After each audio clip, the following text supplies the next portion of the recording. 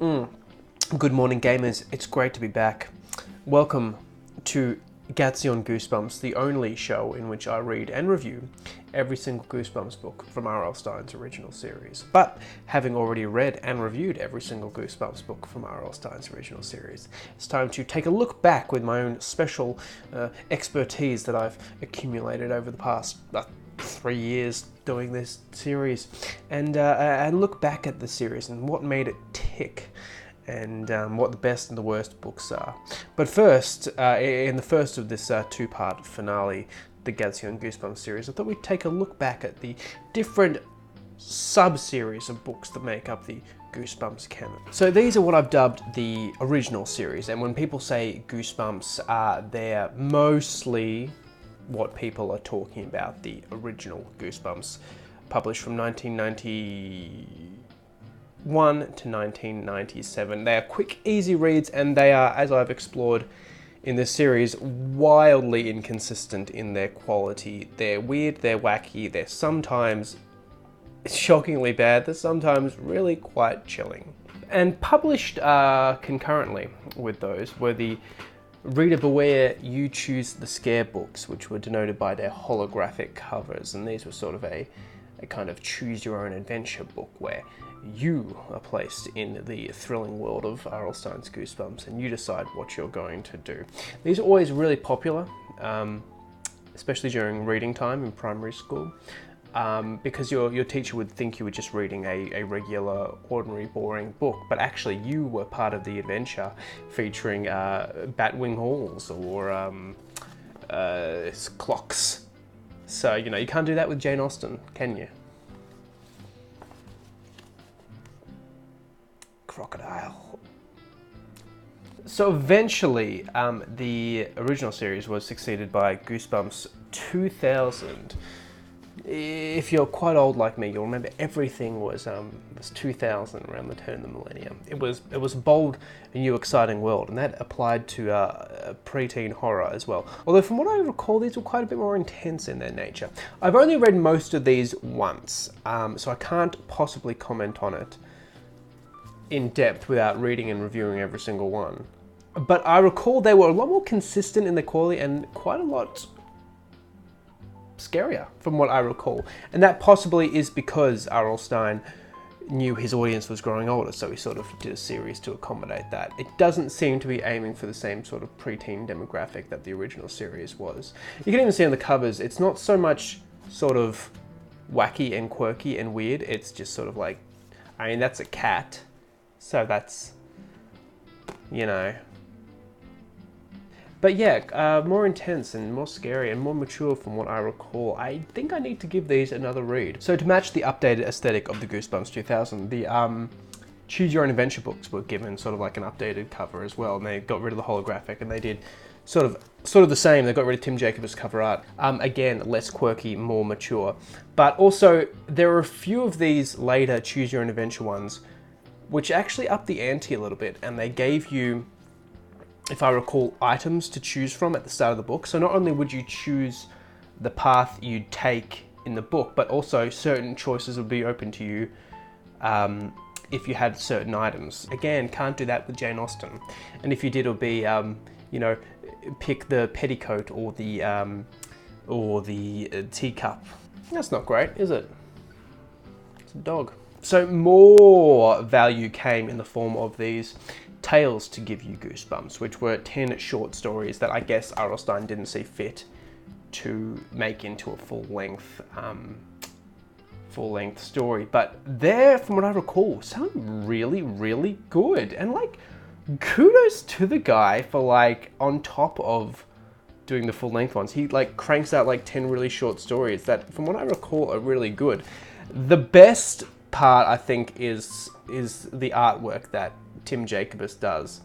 He has Curly the skeleton on each of them, and he's just in a different situation each time. Like, nobody does skeletons like Tim Jacobs. No one, you know, like, here it's just like a ghost, but it's like a ghost with personality.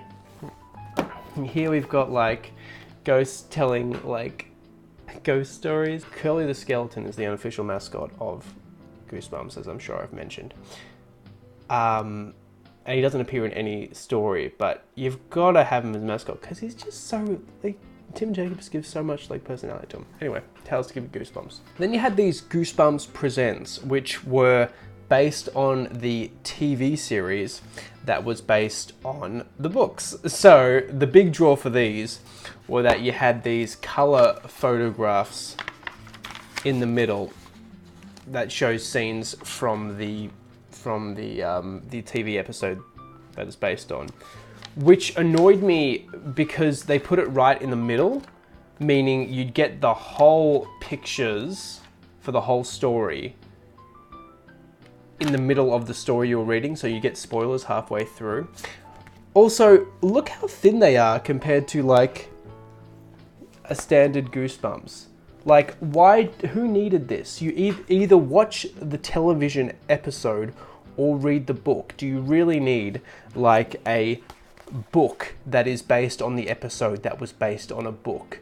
You know, the next step would be basing a television episode on this abridged version, but that would be madness. Still, kind of cool. Kind of cool that you get, like, the pictures in there. Goosebumps official collector's cap book. I have 3 of these books and I have no collector's caps. Comes with, like, some activities you can do in them and, like, some information about books.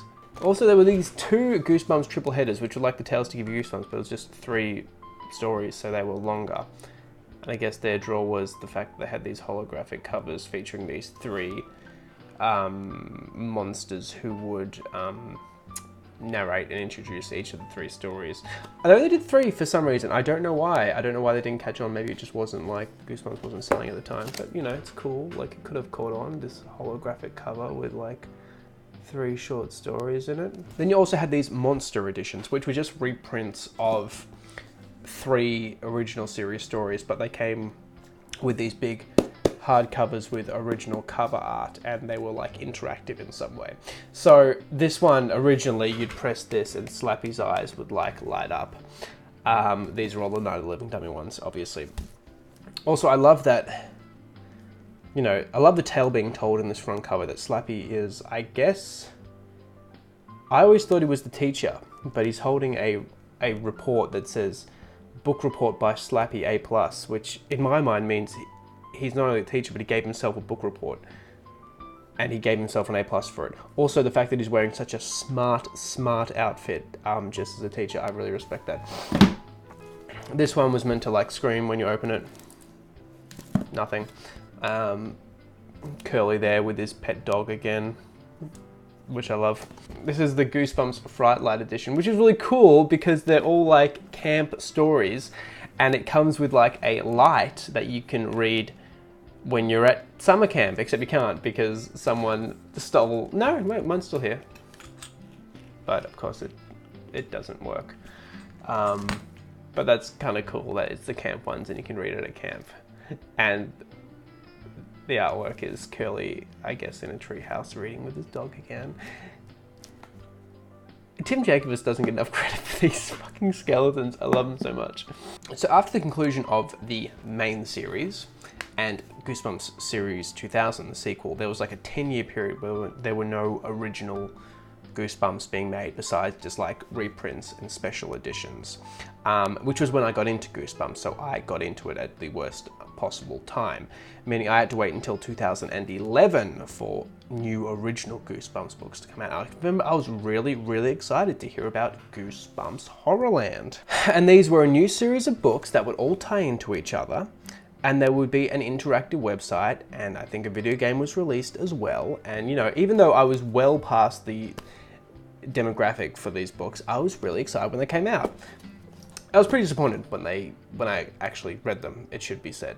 Now look, that could be because I was, in university reading books for 12-year-olds, but also, I just felt like a lot of the quirkiness was gone, or like no, not the quirkiness, that's not the right term.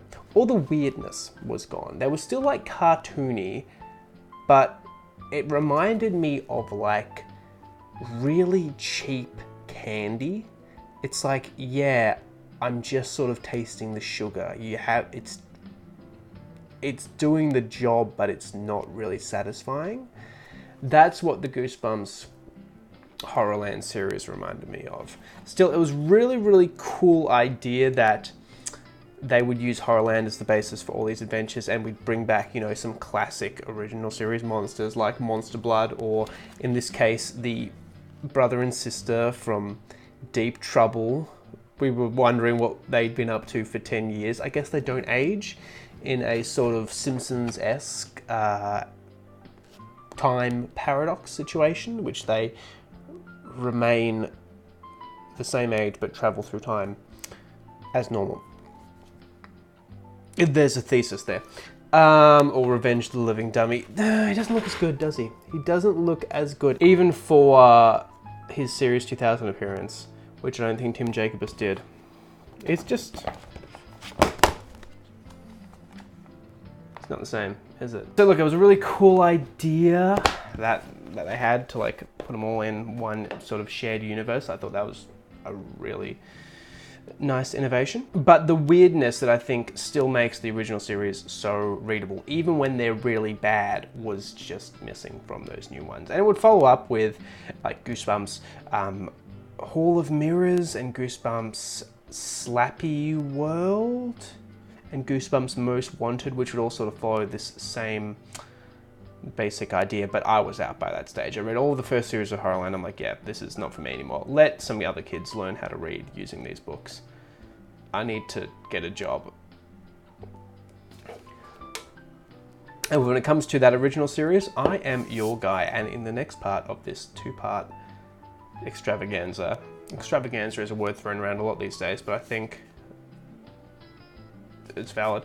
I will be looking at top 10 best and top 10 worst of the Goosebumps original series. You may not agree with me, but by God, you've got to respect. In the meantime, thank you for watching. Please stay spooky.